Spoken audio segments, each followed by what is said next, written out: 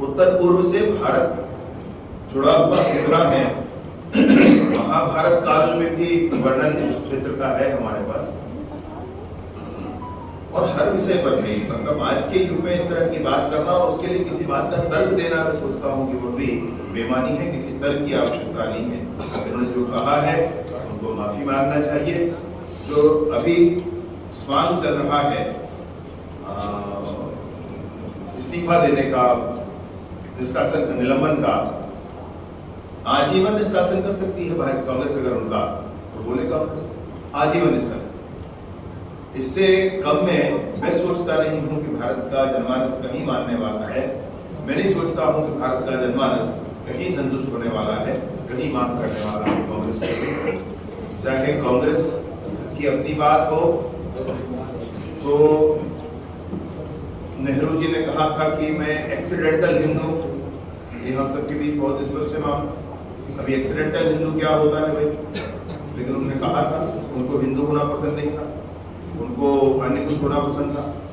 ऐसे ही राम मंदिर का मसला आया था, तो राम मंदिर के मसले पर भी ऐसी बातें हुई थी, काल्पनिक है भगवान राम, ये नहीं कहा गया।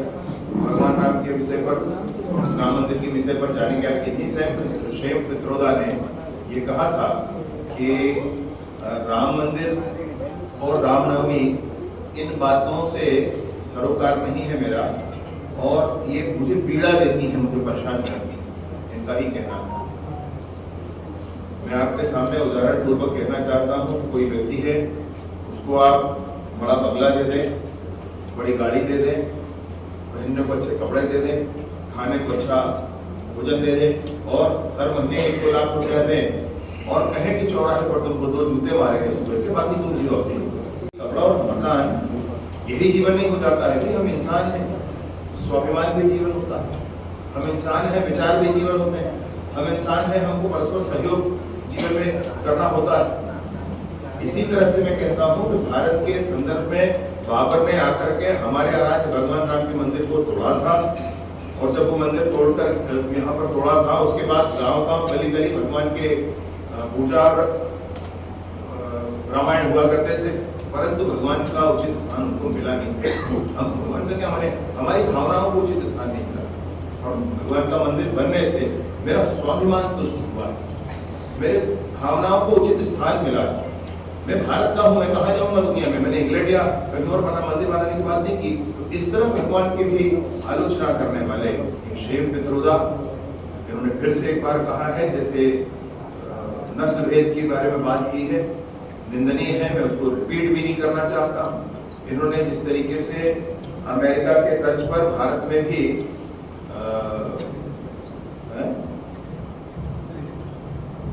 स्त्री धन पर आक्रमण करने की बात कही है, या उसका विरासत टैक्स उसकी बात कही है। भारत में एक जीवन नहीं जीता है आदमी, भारत में कई जीवन तक बातें होती।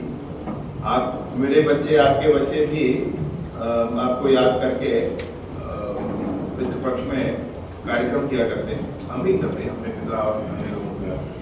भारत में जीवन एक बार का जानवरों की तरह नहीं होता है, भारत में जीवन कई पीढ़ियों का होता है। तो उस तरह से परेशान होने की आवश्यकता नहीं है कि किसी ने मेहनत करके पैसा कमाया है तो उसको लेकर के उनको दे दिया जाए जिनके बच्चे ज्यादा हों। ऐसे विषय नहीं रखने चाहिए। सही होना चाहिए कि भारत इस तरीके से एक साथ मिलकर के आगे बढ़ सके, ये स्पष्टता के साथ बात होनी चाहिए। मैं आप सबके माध्यम से ये जरूर कहना चाहता हूँ कि हर जगह नफरत का सामान बिक रहा है। ये मोहब्बत की दुकान नहीं है, ये नफरत का सामान लोग बेच रहे हैं। दक्षिण भारत में भी तो भी अलग देश बनाने के लिए जिस व्यक्ति ने कहा, उसको कांग्रेस ने टिकट दे रखा है लोकसभा का। जेएनयू में भारत विरोधी नारे लगाए जाते हैं, वो लोग भी जाकर के कांग्रेस में शरण पाते हैं। हेमंत करकरे जैसे शहीद, उनके बारे में भी शेम पित्रोदा ने कहा कि वो उनकी गोली से नहीं मरा, प्रसाद की गोली से नहीं मरा। ये इन्होंने कहा। याद करने की आवश्यकता इसलिए पड़ रही है कि एक व्यक्ति ने जीवन में क्या क्या कहा। जब उन सारी बातों को लेकर के आप चर्चा करेंगे तो बातों में स्पष्टता आती है। हमारे सैनिकों के द्वारा किया गया सर्जिकल स्ट्राइक, एयर स्ट्राइक, इस पर भी प्रश्न लगाया गया था राहुल गांधी और सभी के द्वारा, जबकि इमरान खान का वीडियो मेरे फेसबुक पोस्ट पर अब भी है। इमरान खान का वीडियो था जिसमें उसने कहा था कि वो कितना खतरनाक हमला था, वैसा हमला फिर हो सकता है। ऐसा वो आप अधिकृत कश्मीर के लोगों के साथ बैठकर मीटिंग में कह रहा है। अभी इमरान खान तो मान रहा है, लेकिन ये नहीं मान रहा है। ये बिल्कुल वैसा ही है जैसे कि कांकेर में हुए 29 नक्सलियों के ढेर हो जाने के बाद, उस ऑपरेशन के बाद भूपेश बघेल जी ने कहा कि फर्जी है, जबकि 18 अप्रैल को नक्सलियों ने ही 29 लोगों की सूची पूरी जारी कर दी है, कहा कि हमारे तरफ शहीद। ये बिल्कुल वैसे ही आप देखेंगे तारका में पूरा मिला हुआ दिखेगा, यहां से लेकर के शेम पित्रोदा तक, ये शेम पित्रोदा तक सब कुछ मिला हुआ दिखेगा। मैं आपसे निवेदन पूर्वक यही कहना चाहता हूं कि भारत की जनमानस की इस पीड़ा को आप जरूर स्थान दें, इस विषय को आगे बढ़ाएं। मैं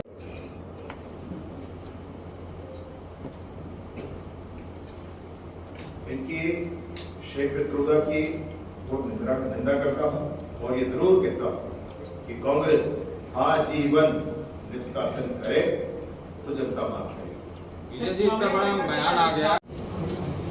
मैं सोचता हूं कि मसला आप सबके मन में बहुत स्पष्ट होगा, इसके लिए आज हम सब एक साथ मिले हैं। भाजपा की, और मैं सोचता हूं कि भारतीय जनमानस की पीड़ा है जो आप सबके सामने रखने की आवश्यकता है।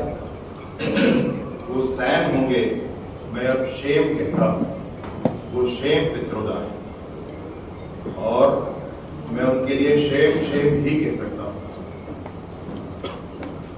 चमड़ी के आधार पर भारतीयों को आज गाली दी है उन्होंने, और इस तरह से अनेक घटनाएं हैं जिससे पूरी कांग्रेस जुड़ती है, जिससे वो भी जुड़ते हैं। कांग्रेस के किसी हिडन एजेंडे को ही आगे लाने के लिए उनको बोलना होता है, टेस्टिंग करते हैं शायद कि क्या प्रक्रिया आ रही है।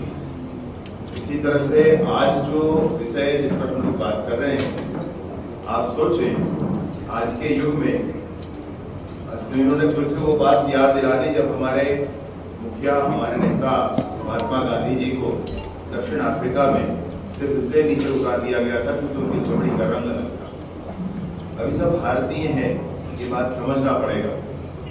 अभी हमारी पार्टी है भारतीय जनता पार्टी, जो 2047 के भारत की कल्पना कर रही है। इस कल्पना में है कि आगे कैसे बढ़ा जाए, कैसे समूचे देश को ले जा करके विश्व के मानचित्र पर सबसे ऊपर बिठाया जाए, कैसे सशक्त भारत बनकर सामने आए।